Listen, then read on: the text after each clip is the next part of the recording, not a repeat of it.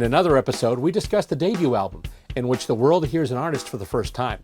This time, it's going to be a little different. This might be the case where most of the world has heard an artist for the first time, but you haven't. So the artist technically isn't new, they're just new to you, or in my case, new to me. And that's what we're going to talk about tonight. Get set to hit that play button, because this video is going vinyl.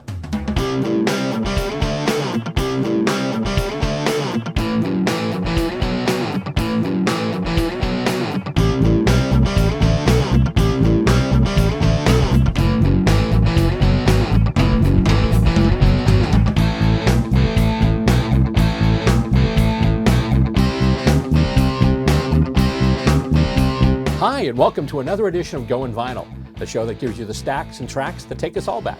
I'm your host, Bill Robert, and today we're talking about artists and records that aren't new per se, but new to you or new to me, as the case may be, because we're looking at a few of those albums tonight.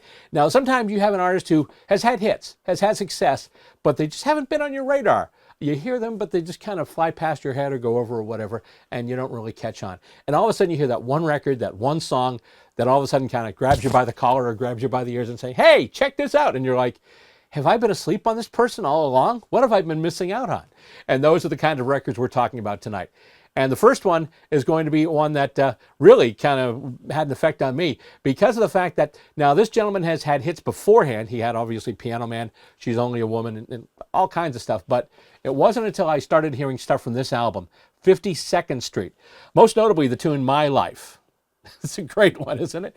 Anyway, this is the one that kind of clued me into how really good Billy Joel can be. And this is the first Billy Joel album I bought, and I've been buying Billy Joel's records ever since.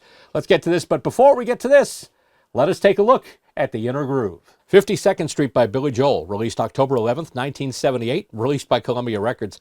And the lineup, they're listed for all tracks. Now, on a lot of these albums, there are extra session musicians and extra players, and but I'm not going to go into the laundry list. Basically, I'm going to list the main lineup that's listed for all tracks on this album. It's Billy Joel, obviously, vocals, pianos, and synths, anything with a keyboard. Steve Kahn played guitars. He also provided backing vocals. Richie Cannata was on organ, sax, and clarinet. Doug Stegmeyer played bass and also provided backing vocals. And Liberty DeVito was the man behind the skins. The producer for the album, Phil Ramone.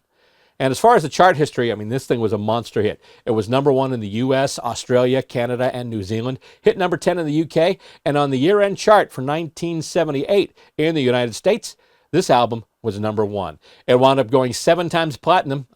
This one sold 7 million units at least. It's big certification there. Big award for 52nd Street. And let's get right to the first track. Now, Billy Joel is known for things with a lot of piano in them, a lot of organ, a lot of keyboard. But in this case, it cuts out with a flaming guitar track. Of course, I'm talking about Big Shot. Oh, but now you just don't remember all the things you said, and you're not sure that you want to know. I give you one hit, honey, you sure did put on a show. Yes, you had to be a big shot, did you? You had to prove it to the crowd.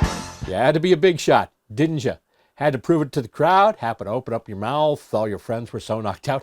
What a great record, what a great way to start off this album. And obviously you've heard me talk a lot, and pretty much ad infinitum, about the fact that really a great opening track can make or break an album. This one, well obviously there are other tons of great tracks on here anyway, but that opener, Big Shot, that is a terrific record. And once again, a little more fiery for Billy Joel. Now from that we go to a ballad, which was also a hit single off this album, and it's a lot of piano and a lot of emotion from Mr. Joel. This one's called Honesty. I don't want some pretty face to tell me pretty lies. All I want is someone to believe. Honesty is such a lonely word. Everyone is so untrue. A lot of emotion there from Billy Joel. Honesty, one of the singles, one of the big hits off of 52nd Street. And the ironic thing is he's writing this song about honesty, such a lonely word, everyone is so untrue, da-da-da-da-da-da-da. And years later, he'd have issues between divorces, and he had a manager who I believe fleeced him out of a bunch of money. So if he had written that song then, it probably would have even been harder and even darker, but still a great song for the time, a great hit, and a great track on the album, Honesty. And now we go from Honesty, we pick up the tempo once again. This is side 1, track 3, and this is the one that got me on board. This is the one I first heard listening, growing up. It was 78, so I was, about 12 at the time, listening to WRKO in Boston, and this song came on the radio, and it just grabbed me by the ears, and I loved it, and I bought the record, and as I mentioned, I've been buying Billy Joel records ever since. Here it is, My Life. I don't need you to worry for me, 'cause I'm all right. I don't want you to tell me it's time to come home.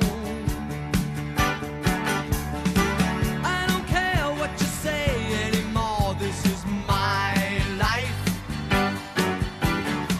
Go ahead with your own life, leave me alone. I don't care what you say anymore, this is my life. Indeed. Great song there. Obviously, as I mentioned a couple of times already, this was the song that got me on the Billy Joel bandwagon. So now we're going to go to the next track on side 1. And no, I'm not playing the whole record in order. After this, we're going to be skipping some tracks. But this one is, if My Life is my favorite song on the album, this is probably the 1A. It's got a nice jazzy feel to it, and it's got just such a great sound to it. It is Zanzibar. Tell the waitress I'll come back to Zanzibar. I'll be hiding in the darkness with my beer. Whoa! She's waiting out in shanty town. She's gonna pull the curtains down for me. For me. I got the old man's car, and I got a jazz guitar. I got a time at Zanzibar. As I mentioned, the song was really a jazzy effort. Takes things in a really jazzy direction. So much so, in fact, that the bridge features a great trumpet solo played by jazz legend Freddie Hubbard. So there's definitely a lot of jazz pedigree in that particular track. Now, we played the 4 tracks on side 1. We're going to go to side 2 now. We're not going to play all the tracks on side 2, though. We have limited time here. But it's just the first 4 songs on this album are so darn good. But we'll start off with track 1 on side 2. This one's called Stiletto. You've been sold, you've been locked outside the door.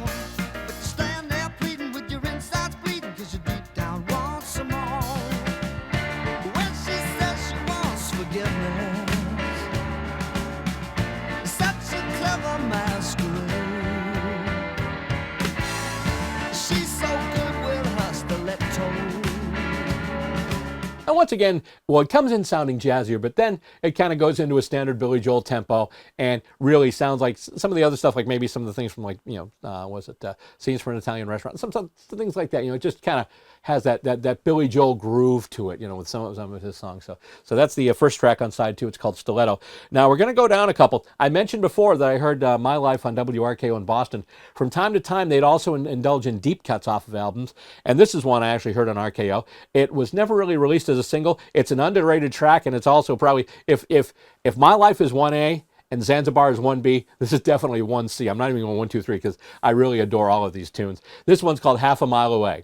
Wait for mama to turn out the lights. Crawl on the roof and then I hit the night. I should be sleeping, but tonight I just can't stay.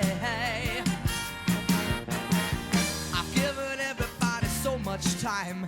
Now I need a moment that's mine. Oh, my other world is just a half a mile away. Ooh. Now, the thing about Billy Joel is he doesn't do this on all his songs, but when he tells a story in a song, it's fantastic. He is a fantastic musical storyteller, and that's such an enjoyable track. Now, the song that we skipped over to get to Half a Mile Away was Rosalinda's Eyes, which actually a lot of people enjoy that song from the album. After that, we had obviously Half a Mile Away, which we just heard, and then Until the Night, and the title track, 52nd Street. So that's the whole thing right there. So this is the one. This is the one that got me going and said, hey, let's check out this Billy Joel guy, because you heard Piano Man, which actually later I found an appreciation for and really started to dig it. She's Always a Woman. it's there. It's nice, but it's not one of my favorites. But this album here really started me going. Then from here we went to Glass Houses.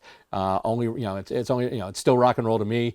What else do we have there? Obviously, You May Be Right. I mean, some great stuff. So this is really the start of when Billy Joel really just kind of kicked the afterburners in, and pretty much went through the 80s. And just never really let up for a while. So Billy Joel, 52nd Street, that is record number 1 on this episode of Goin' Vinyl. Now we get to record 2, that was another group that had been established, although they hadn't been established in the U.S. yet. They were big in their native Australia, but this was their first release here in the U.S. And the name of the band is Midnight Oil. Later on, you'd probably recognize their lone U.S. hit, Beds Are Burning. But this was the first record they put out. This was 2 albums before the Diesel and Dust album that gave us Beds Are Burning. This was released in the U.S., and then after that was Red Sails in the Sunset, and then Diesel and Dust came out, and the huge hit, Beds Are Burning. The name of this one is 10, 9, 8, 7, 6, 5, 4, 3, 2, 1. Of course, us diehard Midnight Oil fans just call it 10 to 1. And before we get to 10 to 1, let's get to another look at that inner groove. 10 to 1 was released on November 1982. It was released by Columbia Records here in the States. The lineup, lead vocals are handled by Peter Garrett, also Rob Hurst on drums, Peter Gifford on bass, and then you have the twin guitar attack, Jim Magini on guitars, he also played keyboards, and Martin Rotzi on guitars as well. It was produced, actually they recorded it in England, it was produced by Englishman Nick Launay, and the chart history, it was number 3 in Australia for the weekly chart, number 5 in New Zealand, and the year-end chart, it was number 2 overall for the year in Australia. Sales hit 490,000, just below gold record standing in Australia, but obviously for this band, once again, the best was yet to come. So the album kicks off with kind of a moody ethereal piece called Outside World, and then from there it segues. We're going to skip over Outside World, but we're going to get to the song that it segues into. The second song there, where they really kind of crank up everything, the guitars, the drums, and illustrate why the band is known as, in the words of their drummer Rob Hurst, a ferocious force. Really ferocious on this one. It's track 2, side 1, Only the Strong.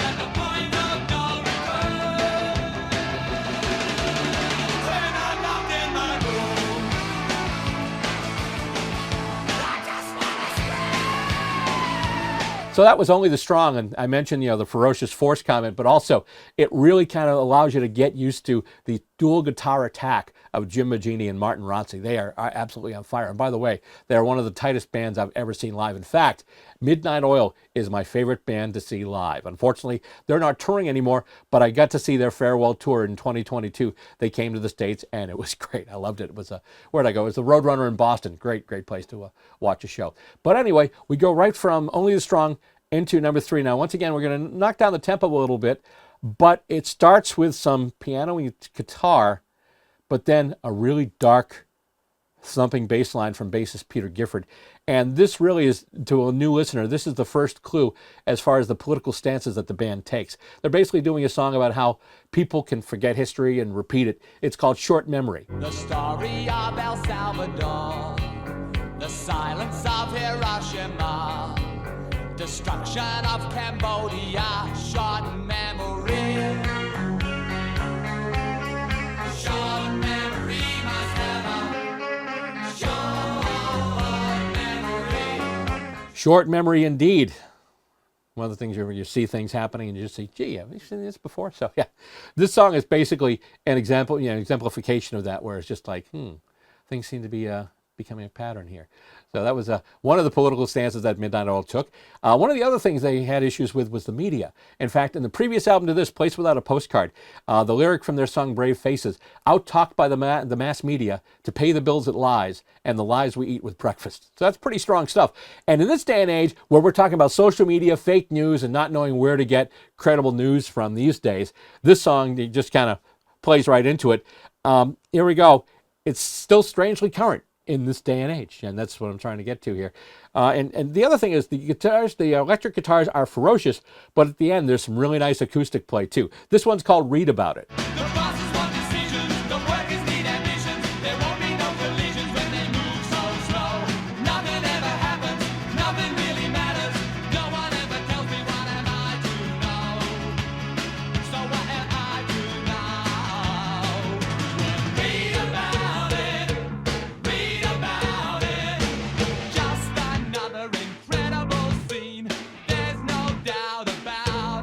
This next one has a sparse opening with just guitar and a little bit of keyboard, and then it's basically just kicking right in, and there's some really good acoustic rhythm guitar in this. This is probably the most overtly political statement on the album. It's called U.S. Forces.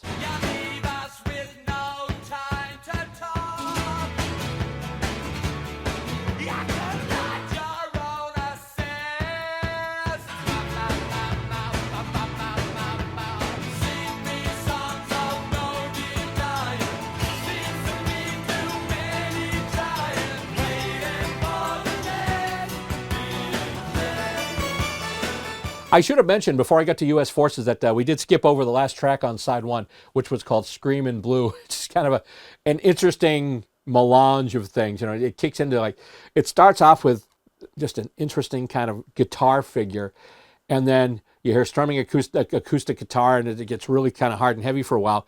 And then it's just piano and a very slow lyric from Peter Garrett. So it's just kind of an interesting one. We skipped over that one to get to U.S. Forces. So now we're going to go, we're going to stay on side two here. And this is the song I mentioned last time. My Life was the song that pulled me into Billy Joel. This was the song that got me on the Midnight Oil bandwagon. It's called Power and the Passion. And nothing they say makes a difference this way. Nothing they say will do. You take all the trouble that you can afford. At least you won't have time to be bored. At least you won't have time to be bored. Oh, the power and the passion. So it's Power and the Passion has one of the most unique sounds on the album. And one of the funny things is that even though Midnight Oil has a fantastic drummer in Rob Hurst, they used an electronic drum. I think they used a Linn drum for most of this song. However, the drum solo in the middle, it is all him, and basically the way that he and Nick Lone came to the agreement is like, okay, we're going to do the drum here. We're going to do the Linn drum here, but when you do the solo, just go nuts. And he absolutely goes nuts in the solo. Even at one point, I think he drops like a glass bowl off of a ladder or some big thing of glass, and that's what you hear in the last, like, you hear, like with the last cymbal, you hear like this glass crinkle, and that's basically Rob Hurst throwing something glass off the top of a ladder, and just absolutely putting all of his effort into that drum solo. Once again, you know, the words ferocious force come up, and they come from the mouth of that drummer, Rob Hurst. So it's pretty amazing. Pretty good stuff. We're going to skip through the rest of the album here. The next song is Maralinga. Oh, I should mention, though, before I forget, one of the most memorable lyrics from Midnight Oil also comes from Power and the Passion, near the end where they say, it's better to die on your feet than to live on your knees. So they're talking about defiance. And, I mean, that's something they still do this day. Their last album, in fact, was called Resist. So they definitely, you know, aren't strangers to, you know, kind of bucking the trend, shall we say. But now let's get back. I mentioned Maralinga, which is side 2, track 3, going into Tin Legs and Tin Minds as track 4. And the final track, something is really crazy. Somebody's trying to tell me something. Once again, Ferocious Force. It's a great way to end the album. And basically the last one, basically the band, they sing and they hold a note, and they just hold the note, and that's the way the album ends, on just this held vocal note, like right through. And my understanding is, I think on the Australian release, I had heard that the inner groove just continues to repeat. It doesn't do it here. In fact, here, it just cuts off straight. But I believe it repeats on the inner groove of the Australian release. And if you listen to the CD, it fades down eventually, and it's definitely longer than this release where they just cut it off at the end. So that's Midnight Oil's 10-9-8-7-6-5-4-3-2-1, or as we Oils fans call it, 10-1. That is record number 2 on this episode of Goin' Vinyl. And now we're another band that was new to me at the time, but boy, did I get on board with them quickly. The band is Genesis. The album is Abacab. So this is the last record we'll be looking at today, and this is also one that absolutely caught me by surprise when I first heard it. Got into the band. I've got a ton of their albums now, and are a huge fan of these guys. Genesis, of course, is the name of the group. Abacab is the album, and this is one of their biggest hits in the early 80s, although for some Genesis fans, this was really where they started going kind of really commercial, and they think they're straying away from their prog roots, but there are still tracks on here where you're like, no, they still have that. They're trying to do a little bit of both here. But this is the first album that made me a Genesis fan. It's Abacab. And before we get to Abacab, let's get to that inner groove. Abacab by Genesis was released September 18th, 1981. It was released in the UK on Charisma Records. Atlantic handled the release duties over here in the US. The lineup, pretty much the three guys that were left. Tony Banks on keyboards and backing vocals. Phil Collins on drums and vocals, lead vocals basically. And then Mike Rutherford on guitar, bass, and backing vocals. Genesis also produced the album as well as recording it. And on the charts, the record peaked at number 7 in the U.S., hit number 1 in the U.K. and also in France. It was number 3 in Canada. And in the U.S. year-end chart, it was number 12. The sales, double platinum, 2 million units for Abacab. So this is the record, Genesis, Abacab. And this record actually starts off with the title track, and some people are scratching their heads like, what's Abacab? What is that? No, it's not a taxi company formed by the Swedish group that gave us Dancing Queen. No, it's not that kind of Abacab. It was rumored to be the progression of the song as far as like the segments of the song, like they had the A part and then the B part. Like sometimes you have songs like you have the A part and then the B part, which is the chorus, and then the C part, which is the bridge, something like that. So basically they want to do the A part, then the B part, then the A part, then the C, then back to the A and back to the B. And my understanding is the song did not wind up that way, but it was a working title and it just stuck. So let's get to it. The title track of Abacab, it is of course Abacab.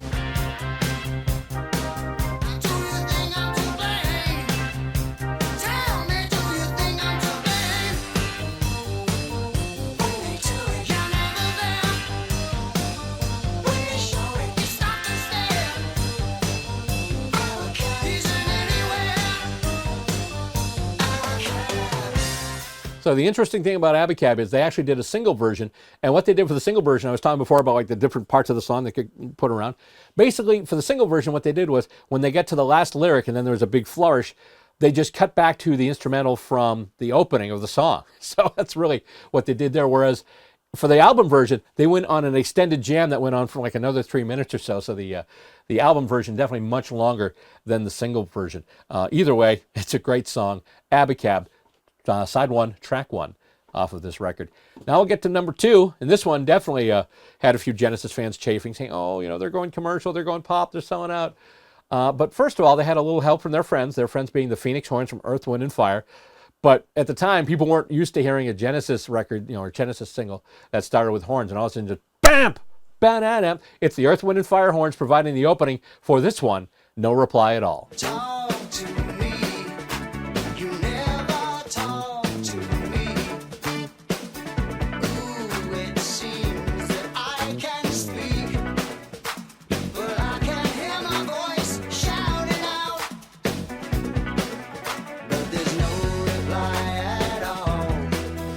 So for this album, as well as the previous release, Duke, Genesis definitely got to a more accessible, poppier feel with things like No Reply at All and Me and Sarah Jane and some other things too. They had a bunch of singles here. And from Duke, obviously, we had Misunderstanding, Turn It On Again. So they were already getting some hit singles out there, as opposed to like anything that would come off of, and then there were 3 or Trick of the Tail or any of those where it's still more, And that was, we're only talking about the Phil Collins era too. We're not even going back as far as like, The Lamb Lies Down on Broadway, and previous to that, where Peter Gabriel was still one of the main creative forces and the lead singer. So it's been a long, strange trip for these guys, if I may steal a line from another group. And here they are now. And obviously things got even poppier in the later years. So, but this is, some people are mixed on these albums here because of the fact they didn't like the direction the band was going in. But anyway, so we heard No Reply at All and Abacab. We're going to skip past the next song there, Me and Sarah Jane, but we're going to get to the last track on the first side, track 4, side 1, Keep It Dark.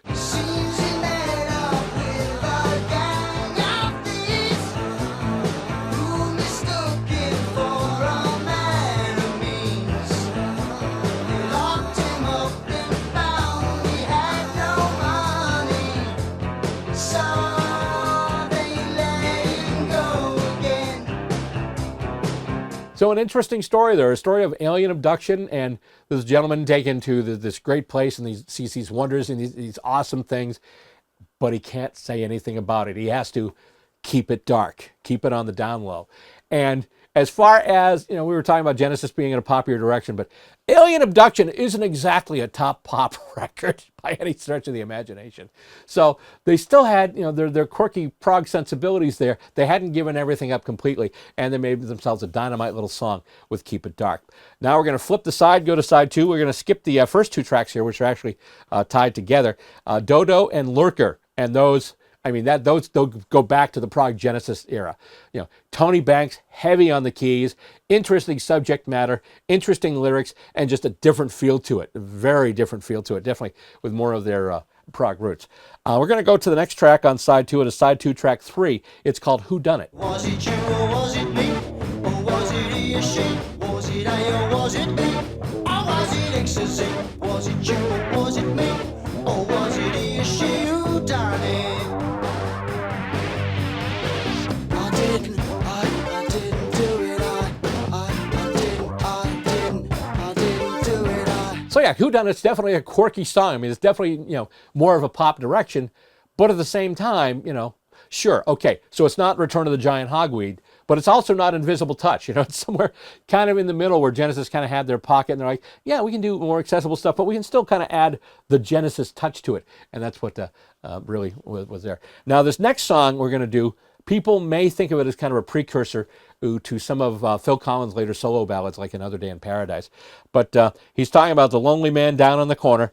It's track 3, side 2, Man on the Corner. See the lonely man there on the corner. What he's waiting for, I don't know. But he waits every day now. He's just waiting for something to show. And nobody knows him. And nobody cares. 'Cause there's no hiding place. And so we heard some of the sparse production that would later appear in some of Phil Collins' solo work. In the Air Tonight comes to mind as far as, the sparse production, but still with a lot going on there. So that's Man on the Corner. We're going to skip past the last couple of tracks on the record here, Like It or Not, and then the final track on side 2, Another Record. And that'll finish Another Record here on Goin Vinyl. Once again, it is Genesis with Abacab, record number 3 for today's episode. And that's all the time we have for this show today. Don't forget to join us for our next episode, when we will bring you more grooviness from the place where the platters still matter and the records still rock. Till then, I'm your host, Bill Robert. Thank you so much for going vinyl with us.